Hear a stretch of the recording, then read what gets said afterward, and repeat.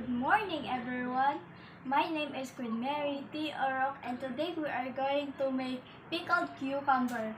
Our ingredients are sterilized bottle, of course, with 6 cloves garlic, 2 cups of vinegar, of course, and 1 tablespoon peppercorn, 1 sliced red onions, 1/2 cup white sugar, 1/4 cup brown sugar, fine salt, 1 teaspoon, and of course, the main ingredient, slices fresh cucumber.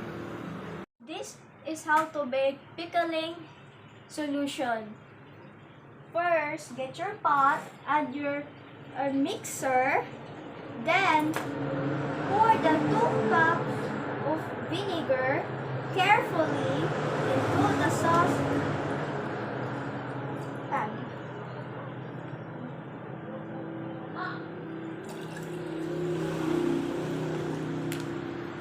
After that, pour in the 1 cup white sugar into the sauce pot with the 2 cups of vinegar.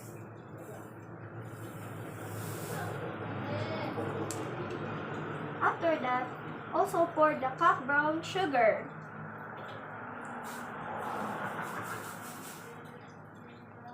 After that, get your fine salt, 1 teaspoon, and pour it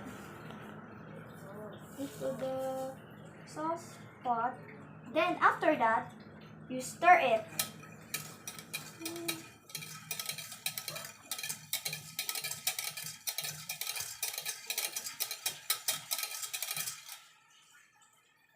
After that, pour in the 1 tablespoon peppercorn into the sauce pot. Then, get your 6 cloves garlic with your 1 sliced red onions and pour it.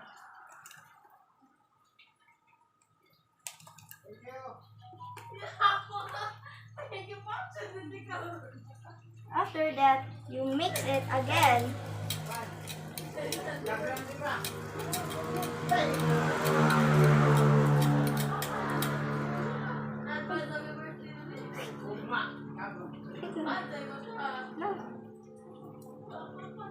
After that, put it on your stove and let it boil for 3 minutes. After that, let it cool down.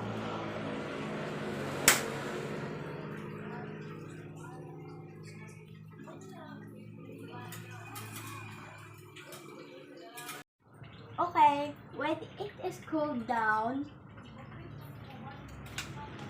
you strain it. Also be careful.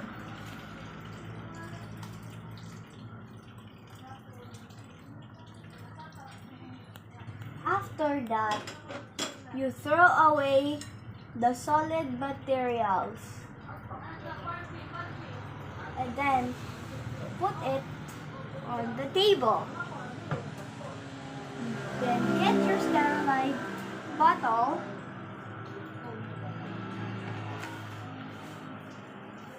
and put, of course, the cucumbers in it.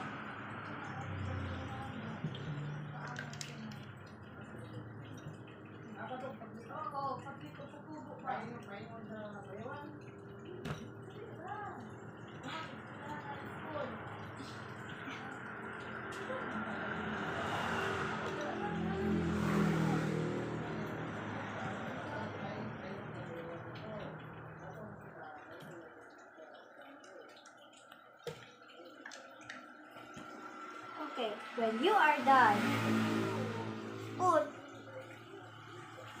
the orange, or the pickling solution into the sterilized bottle. Always be careful when you pour it.